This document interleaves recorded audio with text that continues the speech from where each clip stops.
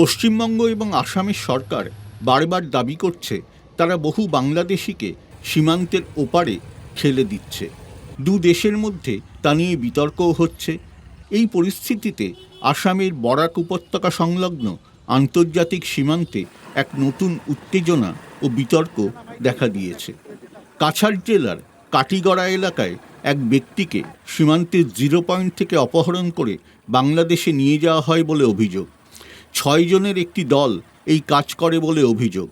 তবে ওই দেশের পুলিশ এবং সীমান্ত সুরক্ষা বাহিনী ভারতীয় নাগরিককে উদ্ধার করে 12 ঘন্টার মধ্যেই বিএসএফের হাতে ফিরিয়ে দেয়।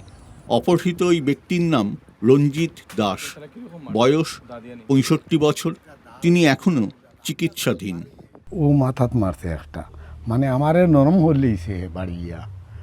ও সাইডে একটা, ও সাইডে 2টা মারছে, মনে করে একটা ফার মারছে। আমি এটা যেমন কিছু কুস্তি হয়েছে বা একার সহজে আমি দৌড়তে দিছি না, সাইজ যেমন আমি ছুটিয়াই, তখন আমি পারছি না। তখন একটাই দৌড়ছে, 2টাই ট্যাঙ্কও দৌড়ছেন, 2টা হাতও দৌড়ছেন, শূন্য লইয়া গেছেন আমার নৌকা নিয়ে ফেলাইছেন দৌড় করে। ও এর প্রায় 1.5 ঘন্টা বাদে ও বিটিআর আইছে, পুলিশ আইছে। কইতে কি আইছো নি কেন? আমি কইতাম পারতাম।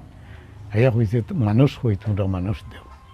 এগুলো যে নাছিল মুটির সামনে উবাত, আমি যাই মুগি করিয়া দাঁড়াইয়া, হয় মানুষ হই, মানুষ আন। ও ওকে ডরাই গেছে কিছু। এ কইছে মানুষ আছে, আপনারা সবাই নামি আনো। হুয়া তো ধরি দুঃখে বাই নিছে, নিয়ালেও তারা গাড়ি তুলছে, বিটিআর গাড়ি তুলছে, তুলিয়া তারা ক্যাম্পও নিছে। হলো নিয়ে আমারে ফটো তুলছে, আর বহুত নৌনারিও করছে। আরও কথা কইছে যে তুমি কইও বাংলাদেশের সীমাত আইছিলে হারইয়া, তোমার ইন্ডিয়ার কথা কইও না, বাংলাদেশের সীমাত হারইয়া আইলে ও কথাটা কইল। আমরা অফিসার আইলে জিকাইলে। রঞ্জিত জানিয়েছেন, অপহরণকারীরা বারবার বলেছে তাদের একজন লোককে বিএসএফ হত্যা করেছে, বদলা নিতেই এই অপহরণ। রঞ্জিত ভুলতে পারছেন না সেই 12 ঘন্টার কথা।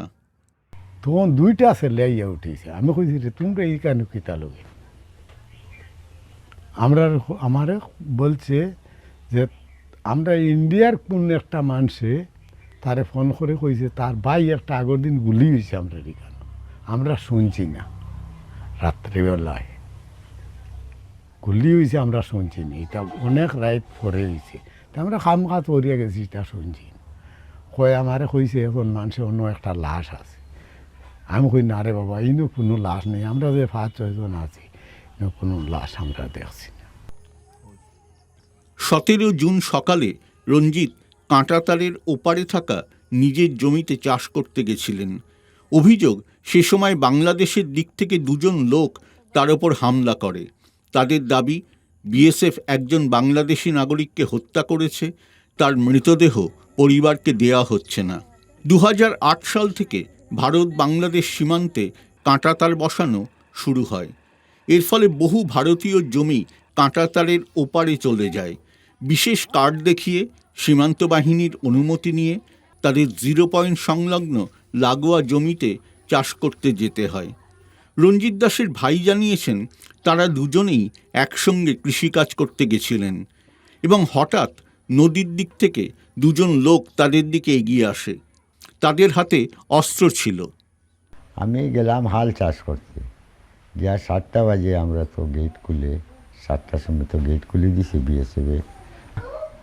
তো আলুল শেষ হয়ে গেছে, আর মানে লাঙ্গলটা খারাপ হয়ে গেছে। ও আমি হালটা চালিয়া মহিষ লইয়া আইছি। গিয়া আমরা ধরো ফোনে 11টা গরুটা হইব, গরুটা খেদাইয়া লইয়া ইখান, আর মহিষটা এক জায়গাত লইয়া খাইব, তারা আমরা কাজ করবো, ঘাস কাটিয়ে ফেলাইম। ও তখন উঠছে 2 জন বাংলাদেশ, মানে নদী থেকে উঠিয়ে তারা আটি আর তারা এরকম আগেও আইতো, আইলে এরকম করতো না। আর গত 1 বছর থেকে তারা আর কি ওই যে বিএসএফরে মারছিল আর পাবলিকরে, ও মারার থেকে তারা সস পাইলিছে। এখন বিএসএফরেও ডাকে মারতে করে, হয় আস না পারি তো আমরা যেদিন গঠন হইতো এর আগের দিন বিএসএফরে ডাকিছি মারতো করে ডালুয়া কয় বাপর করে আসতে বারো আয় তোর দেখবে কি তা করি। ঘটনার পর সীমান্তবর্তী এলাকায় উত্তেজনা ছড়িয়ে পড়ে। প্রায় 1000 গ্রামবাসী সীমান্তে জড়ো হয়ে বিক্ষোভ দেখায়। দুই দেশের সীমান্ত বাহিনী ফ্ল্যাগ মিটিং করে।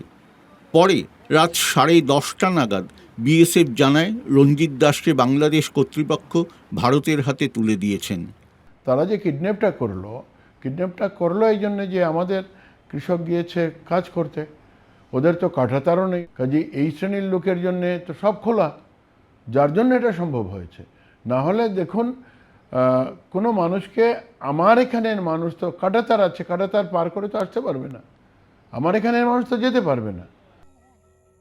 বিএসএফের ডিআইজি স্তরের এক কর্মকর্তা ডয়চে ভেলেকে বলেন, ওকে নিরাপদ অবস্থায় আমাদের হাতে তুলে দেওয়া হয়।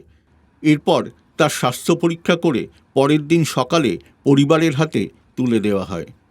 অন্যদিকে বিজিবি ডয়চে ভেলেকে জানিয়েছেন, এক ভারতীয় নাগরিক বেআইনিভাবে সীমান্ত পার করে বাংলাদেশে এসেছিলেন। স্থানীয় মানুষের হাত থেকে তাকে উদ্ধার করে ফ্ল্যাগ মিটিংয়ের মাধ্যমে তাকে ভারতের হাতে তুলে দেওয়া হয়। তাকে ভারতের হাতে তুলে দেওয়ার সময় যে নোট আদান প্রদান হয়েছিল তাতে স্পষ্ট বলা আছে ওই ব্যক্তি শারীরিকভাবে সুস্থ আছেন। ভারতীয় সীমান্ত বাহিনীর সঙ্গে আলোচনার মাধ্যমেই এই ব্যক্তিকে ভারতে পাঠানো হয়েছে বলে বিজিবি জানিয়েছে।